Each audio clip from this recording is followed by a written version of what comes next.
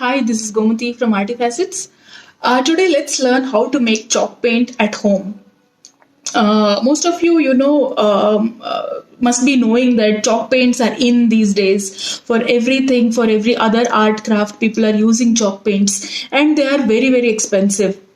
They are almost double priced, than that of acrylic paints. So today, let's make these chalk paints with acrylic paints.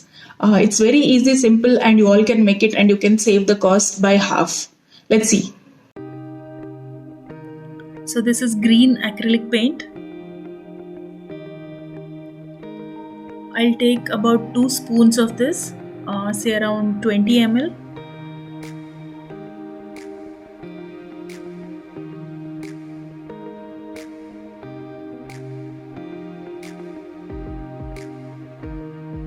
To this, I will add a small little spoon, say about 5 grams of plaster of Paris. Give it a nice mix. Make sure that there are no lumps in the paint. Yeah. And we are done.